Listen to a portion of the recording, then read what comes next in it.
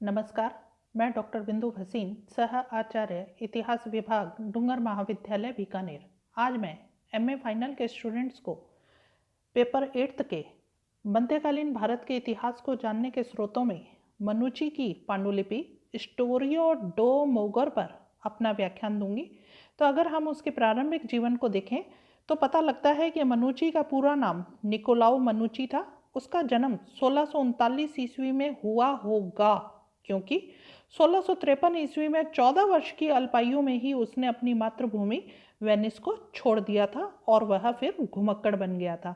उसकी विभिन्न देशों की यात्राओं पर अगर हम एक नज़र दौड़ाएं तो पता लगता है कि एक जहाज में छुपकर वह ईरान के मार्ग से भारतवर्ष में आया था। जनवरी 1666 ईस्वी में वह सूरत पहुंचा और फिर वहां से बुरहानपुर, सिरोंज, ग्वालियर और धौलपुर होता हुआ वह आगरा पहुंचा था। वहां से वह दिल्ली गया, जहां शाहजहां के बड़े पुत्र दारा शिकोह से उसकी मुलाकात हुई और फिर उसके तोप खाने में 80 रुपये प्रतिमाह पर तोपची के पद पर वह नियुक्त हो गया। इस तरह से वह कितने पदों पर वह नियुक्त हो रहा है, हमें पता लग रहा है कि विभिन्न पदों पर उसकी नियुक्ति किस तरह से हो रही है। 1668 ईस्वी में जब दारा की सेनाएं दक्षिण की ओर बढ़ी तो मनुची भी सेना के साथ था। मनुची ने अत्यंत निष्ठा और भक्ति से राजकुमार यानी कि दारा का साथ दिया था और सामूगढ़ के युद्ध में जब दारा की पराजय हुई तो वह अन्य लोगों के साथ लाहौर चला गया था। औरंगजेब का सितारा बुलंद होते देखकर उसने औरंगजेब की सेना में नौकरी की, किंतु कुछ समय बाद उसने पुनः दारा का साथ दिया। वह उस अभागे दारा के साथ मुल्तान और भक्कर भी गया। भक्कर कहते हैं किले का जब घेरा हुआ तो उस समय उसने शत्रु पक्ष का बड़ा ही वीरतापूर्वक सामना किया था, किंतु भक्कर के पतन के बाद मनुची अपनी जान बचाकर भागा था और दिल्ली लौट आया था। अब वह औरंगजेब से घृणा भी करता था, इसलिए एतबार खां के दबाव डालने के बावजूद वह औरंगजेब की सेवा में उपस्थित नहीं हुआ था। भ्रमण की दृष्टि से वह पटना, राजमहल, ढाका, हुगली और कासिम बाजार की यात्रा करता हुआ आगरा लौटा था। यहाँ इसने आमेर के राजा मिर्जा जय सिंह के साथ मुलाकात की और फिर 1674 ईस्वी में उसके साथ दक्षिण की उसने यात्रा की। जिस समय शिवाजी और मिर्जा राजा जय सिंह की मुलाकात हो रही थी, मनुची ने शिवाजी को प्रथम बार देखा था और फिर वह जय सिंह का साथ छोड़कर वापस लौट आया। 1676 ईस्वी में वह गोवा गया और वहां से दिल्ली जाकर पुनः आमेर के युवराज कीर्त सिंह के यहाँ इसने 5 रुपये प्रतिदिन की दर से नौकरी कर ली थी। जब कीर्त सिंह को काबुल जाने का आदेश हुआ तो मनोची लाहौर चला गया और वहां उसने डॉक्टरी की पढ़ाई कहते हैं शुरू की और लगभग 7 वर्ष तक वह इस क्षेत्र में कार्य करता रहा। 1678 ईस्वी में उसने अपना सारा रुपया कहते हैं सट्टे में गवा दिया और फिर दिल्ली लौट आया। यहाँ उसने शहजादा मुअज्जम की कहते हैं एक स्त्री का कर्ण रोग था उसको ठीक किया था, इसलिए मुअज्जम ने इसे अपने यहाँ एक डॉक्टर के रूप में रख लिया था। 1678 ईस्वी में जब मुअज्जम को दक्षिण का गवर्नर बनाया तो मनुची भी उसके साथ गया था और जब 1680 में शाह आलम को मारवाड़ जाने का आदेश हुआ तो भी मनुची उसके साथ था। 1682 ईस्वी में वह 2 महीने की छुट्टी लेकर गोवा चला गया था। यहाँ उसने कोंडा के युद्ध में गोवा के वायसराय की मदद की थी, जो उस समय मराठा छत्रपति संभाजी के युद्ध में व्यस्त था, संभाजी से युद्ध में व्यस्त था। मनुची ने वहां एक दूत का कार्य किया था और वायसराय का प्रतिनिधि बनकर संभाजी से मिलने भी गया था। कहते हैं कुछ समय बाद वह फिर शाह आलम की नौकरी में पहुंच गया, परंतु कुछ समय बाद गोलकुंडा से होता हुआ वह मद्रास पहुंचा और पांडेचेरी में 1686 ईस्वी में उसने एक कैथोलिक विधवा से विवाह किया।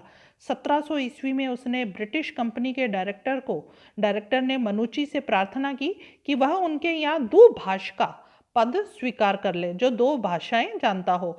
1700 से 1707 ईस्वी तक वह दक्षिण में रहा। 1707 से 12 ईस्वी तक वह पांडेचेरी में रहा। कहते हैं 1706 ईस्वी में इसकी पत्नी की मृत्यु हुई और लगभग 1712 ईस्वी में इसकी मृत्यु हो गई थी। कहते हैं मनुची की जो पुस्तक है यानी कि जो पांडुलिपि है उसके 5 भाग हैं। पहले भाग के उसके 2 खंड हैं। लेखक ने पहले खंड में अपनी यात्रा का वर्णन किया है जो वेनिस से दिल्ली तक की थी। इस भाग के कहते हैं 20 अध्याय हैं। दूसरे खंड में उसने तैमूर लंग से लेकर शाहजहां तक का इतिहास लिखा है। लेखक ने इसी भाग में उत्तराधिकार युद्ध का भी वर्णन किया है जो औरंगजेब की इतिहास की दृष्टि से महत्वपूर्ण है। उसके दूसरे भाग में यानी कि उसकी पांडुलिपि को जो 5 भागों में बांटा गया है, उसके दूसरे भाग में 1658 से 1700 ईस्वी तक का इतिहास है। इसमें लेखक ने अपने व्यक्तिगत जीवन, उसकी यात्राओं और साहसी कार्यों का उसने वर्णन किया है। उसके तीसरे भाग में उसने मुगल काल की शासन प्रणाली, आमदनी के साधनों का वर्णन किया है और कुछ ऐसे विषय हैं जैसे रानियों, रखेलों के नाम लिखे हैं उसने, शाही हरम की संरक्षिकाएं कौन थी, प्रमुख नाचने वालियां कौन थी, दासियां और बादशाह को संबोधन करने वाली कौन सी प्रणालियां थी, प्रमुख चिकित्सकों का उसने वर्णन किया है, विभिन्न अमीरों को कौन कौन से पद देने की व्यवस्था थी उसका वर्णन किया है, दूतों का वर्णन किया है, प्रांतों का वर्णन किया है, हिंदू राजाओं का वर्णन किया है, मार्गों और दूरियों का उसने वर्णन किया है, मद्रास का संक्षिप्त इतिहास भी उसने लिखा है और मोती, हीरे, जवाहरात का भी उसने वर्णन किया है। साथ ही गोवा और पांडिचेरी में प्रचलित कथाओं का वर्णन उसने अपनी इस पुस्तक में किया है और जादूगरी घटनाओं और कथाओं का भी उसने वर्णन अपनी इस पांडुलिपि में उसने किया है।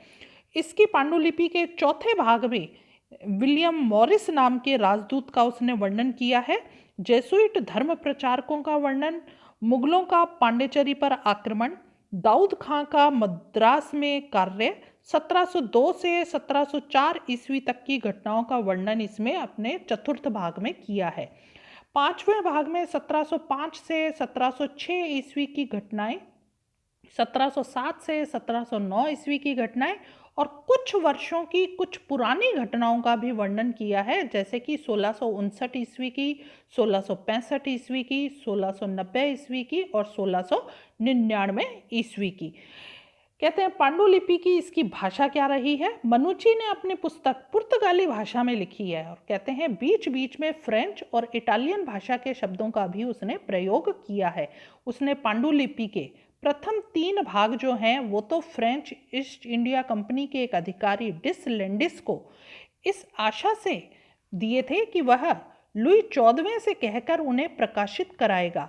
डिस लैंडिस ने पैरे कट्रो को भेंट कर दिए और उसने इसका फ्रेंच अनुवाद हिस्टोइरे जनरल डी एम्पायर ड्यू मोगोल के नाम से 1705 ईस्वी में इसका प्रथम भाग प्रकाशित कराया था। 1715 ईस्वी में उसने इसका दूसरा भाग भी प्रकाशित करवाया था। मनुची की पांडुलिपि 1663 ईस्वी तक पेरिस में जेसुइट लाइब्रेरी में रही और फिर इसे बेच दिया गया था और यह बर्लिन की रॉयल लाइब्रेरी में पहुंच गई थी। 1706 ईस्वी में मनुची को पता लगा कि मिस्टर कट्रो ने उसकी पुस्तक का सही अनुवाद नहीं किया है तो उसे बहुत दुख हुआ और उसने अपनी पांडुलिपि के 5 भाग वेनिस की सीनेट को भेंट किए थे और यह प्रार्थना की कि यह पुस्तक यात्रियों, धर्म प्रचारकों और व्यापारियों के लिए लाभप्रद होगी, अतः इसे प्रकाशित करा दिया जाए। वेनिस की सीनेट ने इसे प्रकाशित नहीं कराया और उसके बाद से यह खोई हुई समझी जाने लगी। जब इतिहास के विद्यार्थी 100 वर्षों से इसके खोए हुए का अफसोस मना रहे थे, तब 1899 ईस्वी में मिस्टर इरविन ने इसे वेनिस शहर में स्थित सेंट मार्क के पुस्तकालय से खोज निकाला था। यह इरविन का कहते हैं अत्यंत महत्वपूर्ण कार्य था।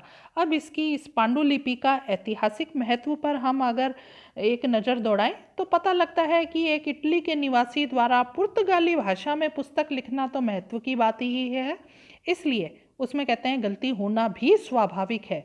मनुची ने इस पुस्तक को उस समय पुर्तगाली भाषा में इसलिए लिखा होगा क्योंकि भारत में पुर्तगालियों के पास गोवा, दमन की जो बस्तियां थी उन्हें वह प्रभावशाली समझता होगा।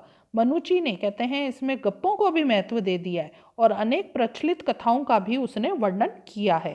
कहते हैं शाहजहां के बारे में इसने बेहुदा बातें लिख दी हैं।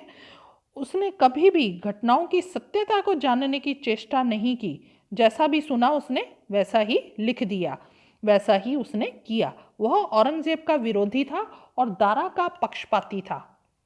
भारतीय चरित्र के विषय में उसने अच्छे विचार प्रकट नहीं किए हैं, फिर भी उसकी पुस्तक का औरंगजेब के शासन के लिए विशेष महत्व है। विलियम इरविन ने ठीक ही कहा है कि बर्नियर के अतिरिक्त मनुची ने किसी भी लेखक से नकल नहीं की है, किंतु इसमें संदेह नहीं है कि बर्नियर की अपेक्षा मनुची की घटनाओं का ज्ञान और अनुभव जो है वह अधिक व्यापक था। मनुची बर्नियर का बलपूर्वक खंडन भी करता है और तिरस्कार भी करता है। इतिहास के विद्यार्थियों को इसकी पुस्तक से बहुत लाभ हुआ है, क्योंकि जिन बातों पर उसने प्रकाश डाला है उन पर भारतीय इतिहासकार और लेखक बहुधा मौन रह जाते हैं। एक घुमक्कड़, एक तोपची, एक चिकित्सक और एक सलाहकार के रूप में मनुची ने जो कुछ लिखा, उससे उसका नाम भारतीय इतिहास के विदेशी साधनों के रूप में अमर हो गया। धन्यवाद।